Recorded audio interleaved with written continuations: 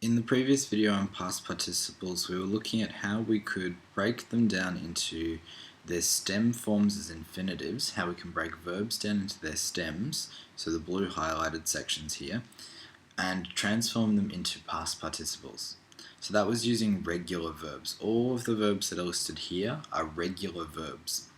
What we need to look at though is what happens when they're not regular verbs, when they're irregular verbs. How do we go about changing those into their past participle forms? How can we talk about the past, things that have already happened? How can we change them?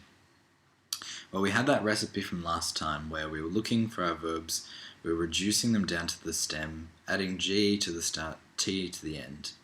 That worked in all the cases that we looked at last time.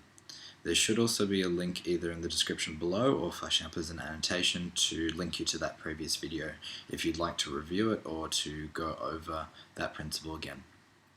But let's take some verbs that we know are irregular verbs. For example, let's start off here at the top then.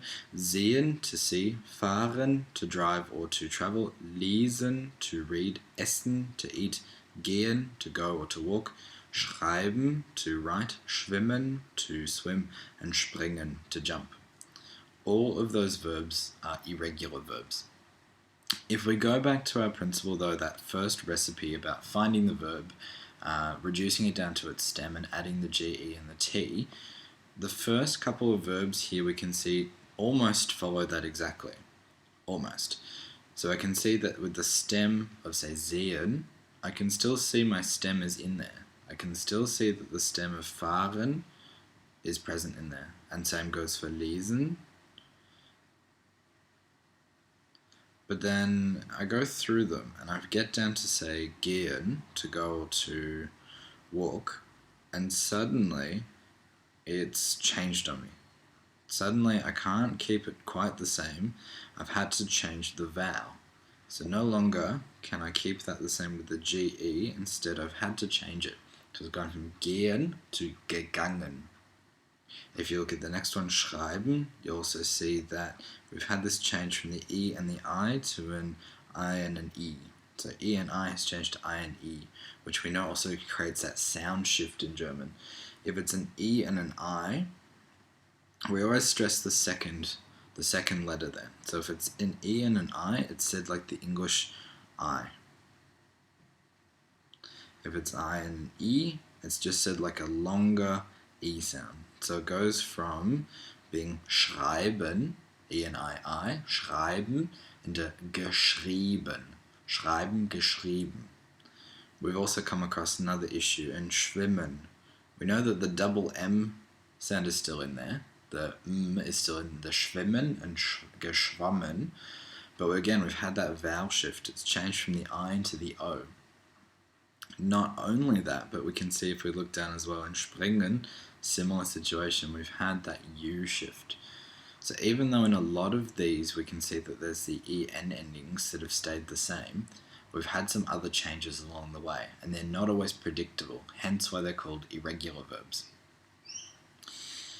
Now, as we saw with regular verbs as well, we also need to know whether we take the auxiliary verb. So an auxiliary verb is also called a Hilfsverb in German, so a helping verb, the verb that helps us to get our point across. So for example, with bauen, gebaut, that takes haben. Ich habe das Haus gebaut. We need to know whether I have that thing or I am that thing. It changes again in a similar way when we look at the irregular verbs. So we need to know whether they take haben or sein. But a way that you can help to remember whether they're going to be very irregular or not seems to, in many cases, come down to whether it takes haben or sein. Many learners find this a helpful way for figuring out how irregular they are. It's not a solid rule, one that you can count on all the time. If you want to hear more about rules that don't always stick, have a read of Mark Twain. But in this case, we can see that there are some patterns that will help us to figure out, at least in general, whether a verb is going to be haben or sein, whether it needs the haben or sein as its auxiliary, as its Hilfsverb. So in this case, let's just have a look through them. I'll just fill them in for the time being with just an H for haben, or for S for sein. So in this case, sehen, gesehen, takes haben, fahren, gefahren, takes sein, lesen, gelesen, essen, gegessen, gehen, gegangen, schreiben, geschrieben, schwimmen, geschwommen, springen, gesprungen. In this case, the way that many people learn them a bit easier is by saying that the verbs that take sein, those ones involve significant movement.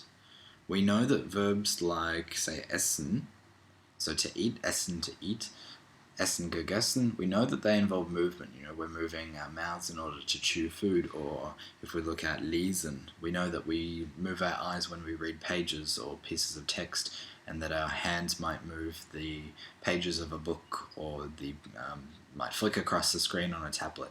They involve movement, but it's not as significant as, say, jumping, swimming, going or walking, driving or traveling. We know that those ones involve significant movement.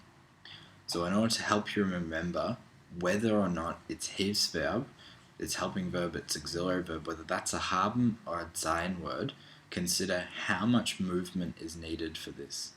How much movement is there, and is it what I'd call significant movement? Like we said, those verbs there sometimes have links. Like we know that schreiben, we use our hands to write, or if we're going to type something, we use our fingers, but that's not really significant movement. It's not on the same level as swimming or jumping. So consider whether it's significant movement or not. And unfortunately, a lot of these past participles, even though you can guess some of them, you do just have to learn by heart. You have to learn them, you have to rote learn them in a lot of cases. I'll attach a link to a list of, I think it's roughly 120 odd verbs there that you can have a look at, that do follow some patterns that you can find when you scan through them, but otherwise often do just need to be learnt. Either way, consider whether it's haben